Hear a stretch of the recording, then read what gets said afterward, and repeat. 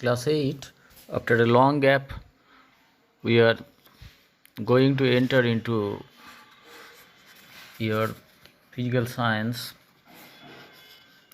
and physical science book, Science and Environment, at page 142. But before that, I want to remind you of the different allotrophs we find in the in nature. Some are crystalline, such as diamond, graphite, and recently discovered laboratory made containing more or less 60 to 70 carbon atoms, a substance called fullerene. This is another allotrope. It has also been found. So crystalline allotropes are of three types: diamond, graphite, and fullerene. And amorphous allotropes, they have no definite shape, so they are called amorphous. Of them, charcoal is one. Charcoal, কাঠকয়লা, মূলত কাঠকয়লাকেই বলি আমরা। এছাড়া তুমি কাগজ পোড়ালে যেটা পাবে, that is also charcoal. অন্যান্য যেসব কার্বনেসাস ম্যাটার, যেমন ধরো চিনিকে একটু উত্তাপ দিলে, বেশি উত্তাপ দিলে কালো হয়ে গেল, that is also charcoal. Coconut shell, নারকেলের খোলটা পোড়ালে চারকোল। ব্লাড অ্যান্ড বোন পোড়ানোর পরে যা পাওয়া যায়, that is also charcoal.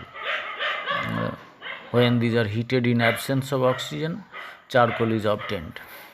Lamp black, another allotrope of carbon, is sometimes used to prepare printing ink. আমরা তখনকার দিনে ছোটোবেলায় আমাদের বাড়িতে যে মুড়ি ভাজা খাবড়ি, বড় মাটির পাত্র, তার মধ্যে চাল নেড়ে মুড়ি ভাজা হতো, আর কাঠের জালে ওটা করা হতো। তো খাবড়ির নিচে ওই ভুসো মতো পাওয়া যেত, তো ওইটাকে ল্যাম্প ব্ল্যাক বলতে পারো। এটা প্রিন্টিং ইঙ্কের যে ছাপা কালির জন্য ব্যবহার হয়। আমরা ওইটাই আমাদের মা ঠাকুমারা গুলে দিতেন আর কি, দিয়ে আর ওই বোতলে করে দিয়ে দিতেন। ওইটাই পেনের কালি হিসেবে, পেন তখন ছিল না খুব একটা আর কি, ওই নিবটা ডুবিয়ে লেখা হতো, বা সরের কলমে ওইটাই ডুবিয়ে লেখা হতো। সরকাঠির কলম তৈরি করে এটা সুচল। Those days are gone. Now we have been living in an advanced age of civilization. However, lamp black, coke, gas carbon, and charcoal, these are four amorphous forms. And charcoal may be of plant origin, as I told you, that is wood charcoal and sugar charcoal. And when these are of animal origin, such as bone charcoal and blood charcoal, these are commonly found. Very recently, another form of carbon, that is graphene, it has also been discovered. Graphene, try to remember the name. Scientists expect its widespread use in nanotechnology, and active research is being pursued in this area. So you have learned the classification of allotropes of carbon, and now in the next page, page 142, we have to know heating value or calorific value of fuel. অনেকে fuel বলে, সঠিক উচ্চারণটা fuel. Suppose you have been told to warm some water in a container using wood, coal and cooking gas. Which fuel will you use? তোমাকে cooking gas, বা যেটা সিলিন্ডারে যে gas দিয়ে রান্না করেন আমাদের মায়েরা রান্নাঘরে, এই কুকিং গ্যাস এলপিজি বলা হয়, liquid petroleum gas.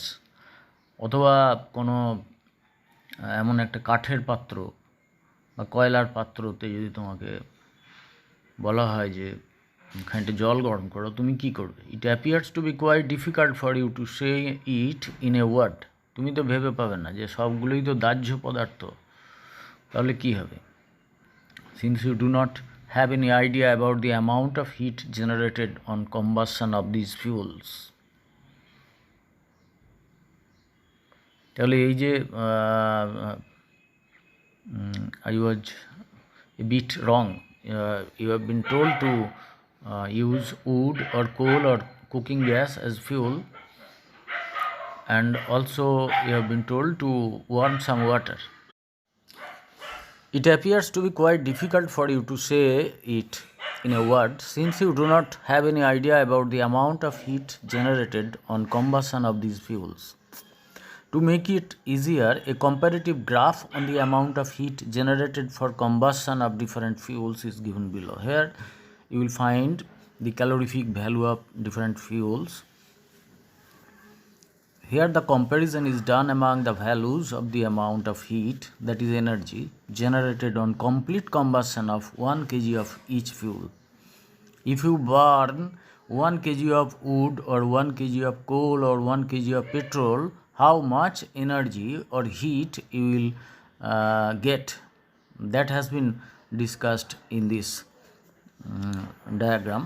We call it heating value or calorific value of fuel. It is expressed in kilocalorie per kg unit. Some bar diagrams have been given, and the longer the bar, the higher is the value of higher is the calorific value of fuel. And you can see it that hydrogen has the highest value. Referring to the above diagram, can you now say use of which fuel, wood, coal and cooking gas, is more advantageous? কোনটা বেশি সুবিধাজনক হবে, কাঠ পুড়িয়ে জলটা গরম করা, কয়লা পুড়িয়ে, না পেট্রোল পুড়িয়ে বা এলপিজি পুড়িয়ে, কোনটায় বেশি মানে তুমি সুবিধে পাবে? The reason behind this is that if same quantities of these three fuels are burned, it is the cooking gas that will produce maximum amount of heat. Look at the bar that expresses the amount of heat you get by burning 1 kg of the fuel. From this, it can be realized that before using fuels for different purposes, it is necessary to know their calorific values. কোন জ্বালানিটা ব্যবহার করব এটা জানতে হবে. The reason is that all types of work cannot be done by combustion of the same fuel. We take the help of a rocket to send an artificial satellite to space. Sometimes such news appear in the newspapers, and you also when you view the news channels, you may find that some artificial satellites are put into orbit with the help of a rocket. Fuel is essential to generate the enormous speed of rocket. Now, referring to the above graph, can you say why liquid hydrogen is used as rocket propellant instead of other fuels? বলতে পারবে তাহলে হাইড্রোজেনকে কেন ব্যবহার করা হয় রকেটটাকে গতি যোগাতে? কারণ তো বললাম যে কোন কোন জ্বালানিতে কত 1 কেজি পরিমাণ কোন জ্বালানিতে কত কিলো ক্যালোরি হিট উৎপন্ন হয় এই বার ডায়াগ্রামটা দেওয়া আছে। দেখে বুঝতেই তো পারছি যে হাইড্রোজেনে maximum amount of heat is produced, সুতরাং ওইটাকেই ব্যবহার করতে হবে। ওইটাকে লিকুইফাই করে ওইটা জ্বালানি হিসেবে ব্যবহার করলে সুবিধে বেশি। Conservation of fuels. If anything is considered as the first step of human civilization, it is the technique to set a fire. মানব সভ্যতা কখন শুরু হয়েছিল বলো তো? এর আগে মানুষ কাঁচা মাংস খেত, গাছের ডালে খানিকটা একটা বাসার মতন তৈরি করে নিয়ে বা গুহার মধ্যে বাস করত। তো এই ধরনের একটা লাইফ তাদের ছিল। তখন তো মানুষ আর আজকের শিম্পাঞ্জি এদের মধ্যে কোনো ইয়ে ছিল না, তফাৎ ছিল না তেমন। তারপর দুটো খুব বড় আবিষ্কার ঘটল। এক নম্বর হচ্ছে আগুন জ্বালানো শিখলো মানুষ, এবং সেই আগুনের সাহায্যে নানা কাজ করতে শিখলো। আরেকটা হচ্ছে চাকা আবিষ্কার করলো। চাকা আবিষ্কারের ফলে এক স্থান থেকে অন্য স্থানে কমোডিটিস বয়ে নিয়ে যাওয়া সহজ হলো, বা মানুষেরও যাতায়াতের এটা উপায় হলো। কম পরিশ্রমে বেশি দূর যাওয়া। তাহলে ওই দুটো হচ্ছে একদম সবচেয়ে বড় আবিষ্কার বলতে পারো সেই যুগের, প্রাচীন যুগের। However, it is fire that gave ancient men light in absolute darkness, which was considered as the light of knowledge, the light they lit in past is considered as the light of knowledge. Fire is the symbol of energy, storehouse of heat and light. Fuels are the sources of energy. আগুন actually আগুন কী দিয়ে তৈরি? আগুনে খানিকটা তাপ পাবে আর খানিকটা আলো পাবে, তার মানে ওটা শক্তির রূপ। শক্তির রূপভেদ আছে বিভিন্ন রকমের, আর জ্বালানি হচ্ছে সেই শক্তির সঞ্চয় ভাণ্ডার। কারণ জ্বালানিটা পোড়ালে তুমি ওই আগুনটা পাবে। By the way, sometimes fireflies enter into your reading room and they produce fire in their abdominal part. জোনাকি পোকা, they produce light for their own use. There are some birds also, বাবুই বলি, বাবুই পাখি, they catch such fireflies and collect some cow dung or mud-like substance, put it inside their nest and push the firefly into that mud or cow dung in upside down position. That is, its facial part is kept inside the soft dung or mud, and the abdominal part remains upward. Thus they get light. That means they have also the sense of lighting their house without using fire. যাই হোক, তাহলে we mainly use 3 types of fuels to meet up our various needs. Number 1, solid fuel, wood, coal, etc. Second, liquid fuel, that is petrol, kerosene, diesel, and liquefied petroleum gas, that is also liquid. We get it in liquid form in a cylinder. And gaseous. Names of some common fuels are given in the table below.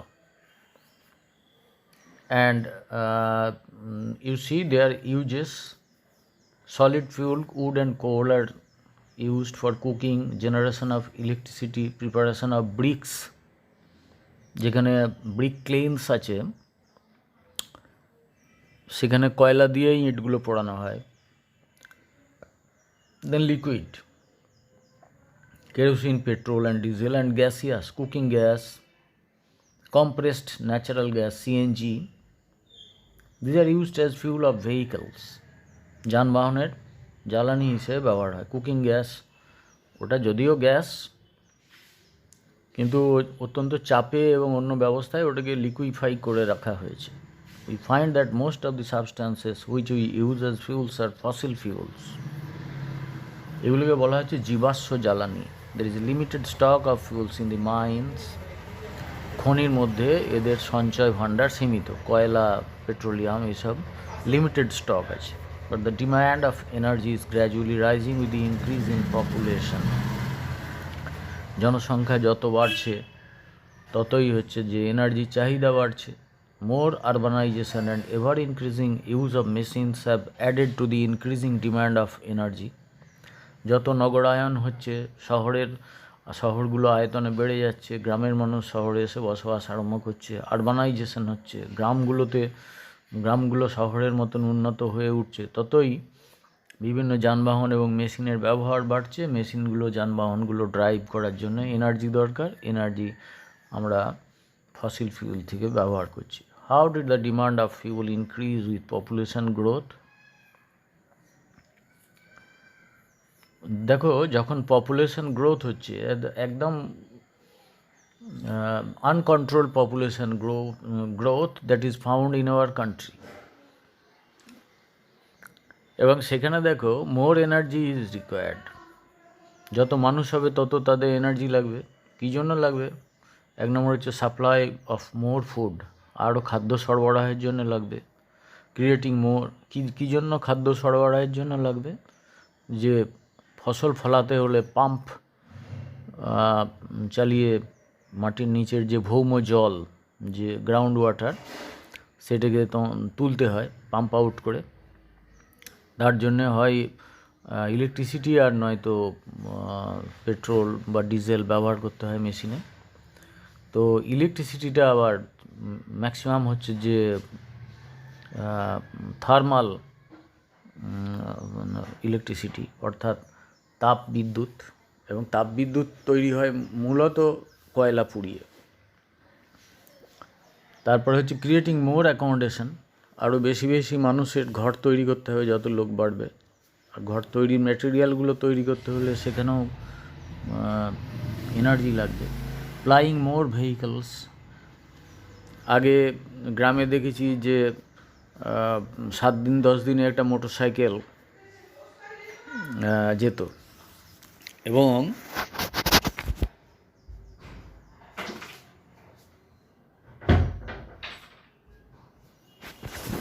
ভটভট করে যখন motor সাইকেলটা যেত না, আমরা সব ছোটো ছোটো ছেলেরা বাড়ি থেকে বেরিয়ে দেখতে আসতাম motor cycle.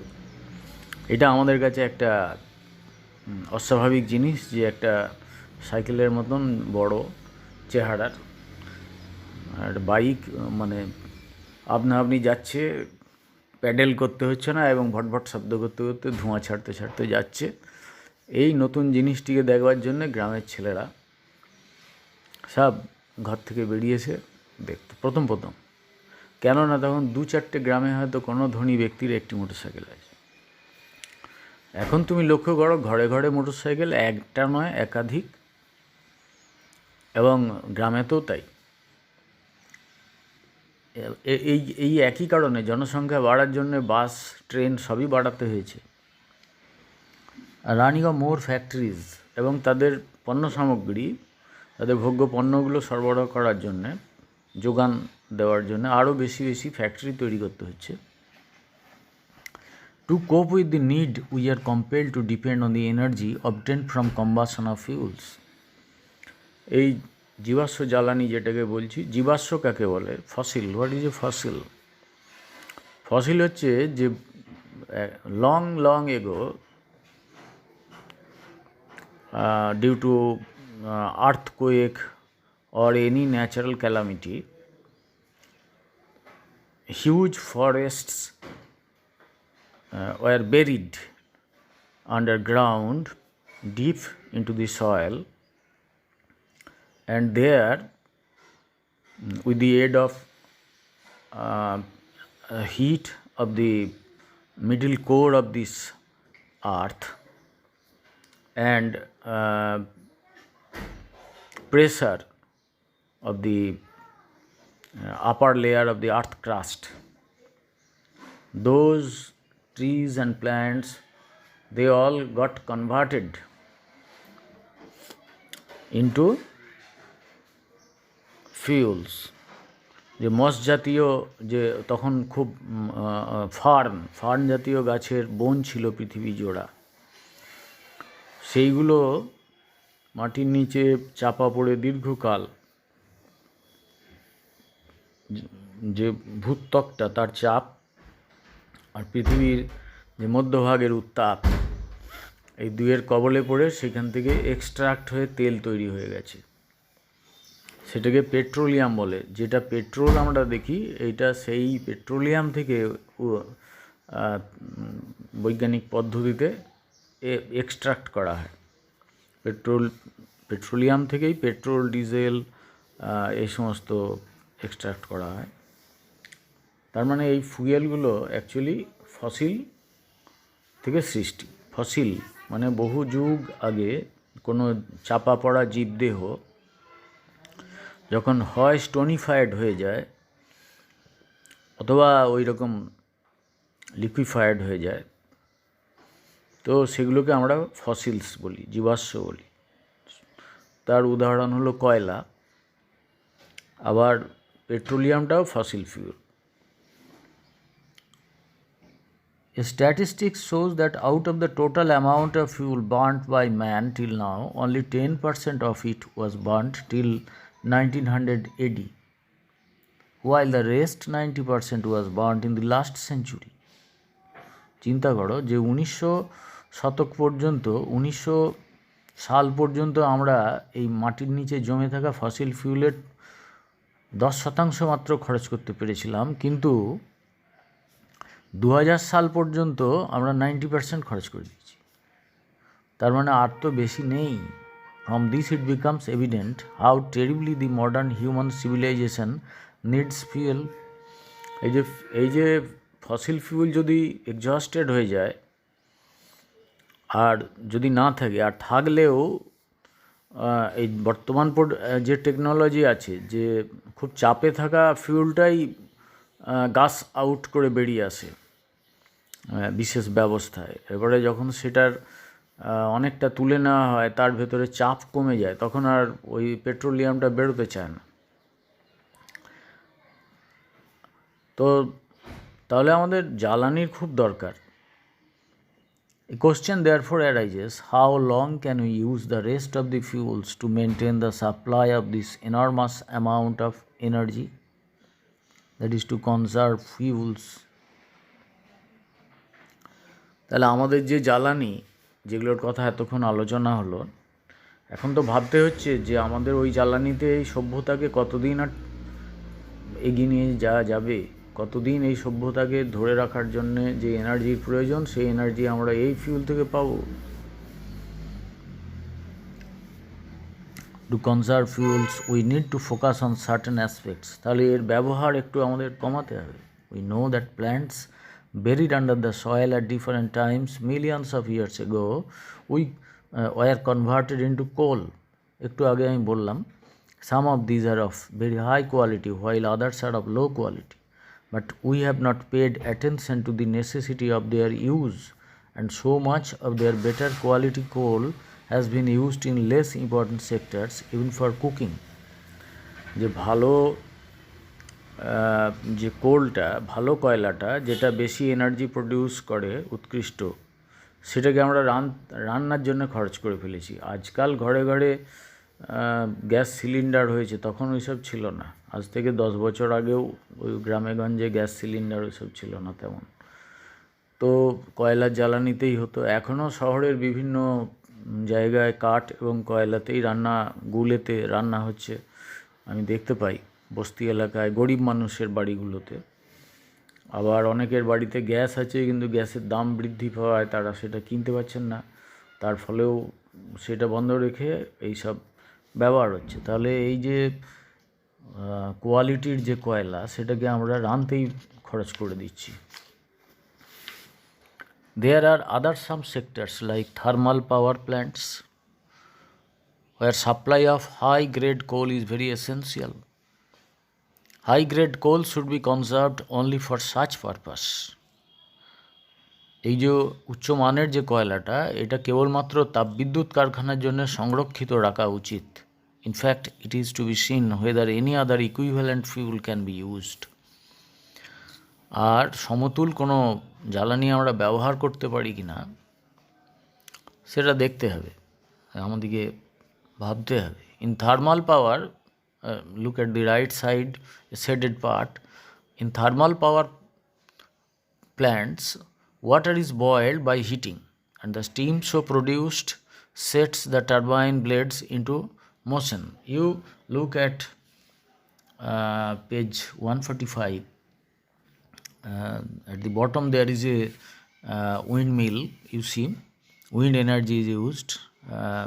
3 blades are seen here, and with the help of wind, the blades move around, and for this a turbine set fitted with the large propellers, it can be operated automatically with the help of winds. তাহলে যে কোনো রকমের energy produce করতে হলে এটা turbine ঘোরাতে হবে, turbine ঘোরালে energy আসবে, এই ইলেকট্রিসিটি। তাহলে থার্মাল পাওয়ার প্ল্যান্টে কী হচ্ছে, ইলেকট্রিসিটি প্রডিউসড হচ্ছে, সেটাই আমরা বাড়িতে বাড়িতে জ্বালাচ্ছি। এটা হাইড্রো ইলেকট্রিসিটি হতে পারে, যখন কোনো একটা ওপর থেকে জল নিচে নামছে জোরে, জলপ্রপাত, সেখানে জলটা যখন নামছে সেখানে ওই যে ওই উইন্ডমিলটা দেখছো না, ওই রকম কিছু সিস্টেম ফিট করা আছে, তার ব্লেডগুলোর ওপরে জল পড়লে ব্লেডগুলো বনবন করে ঘুরতে থাকে। তো সেই ঘোড়ার দরুন তার সঙ্গে ফিট করা টারবাইনটাও ঘোরে, তার ফলে বিদ্যুৎ সৃষ্টি হয়।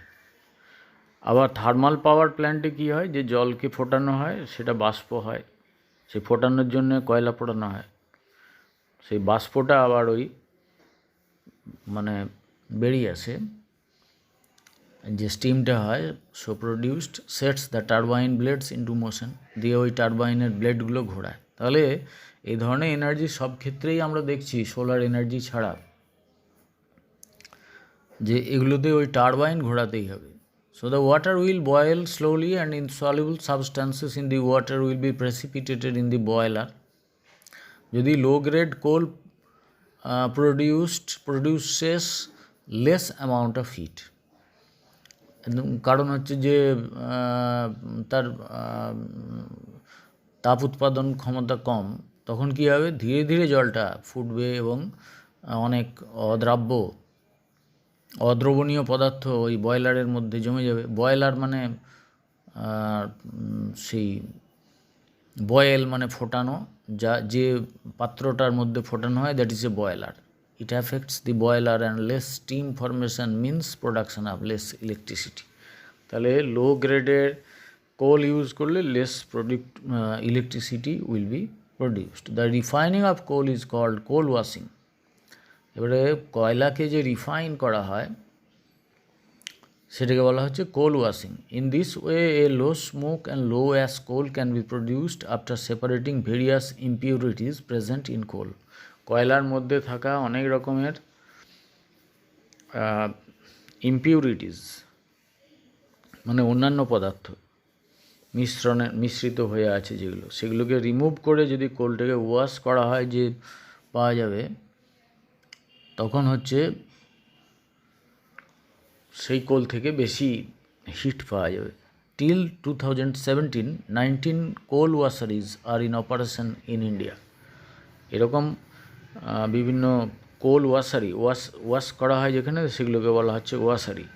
এরকম 19টা কোল ওয়াশারি 2017 সাল পর্যন্ত ভারতে ব্যবহৃত হয়েছে।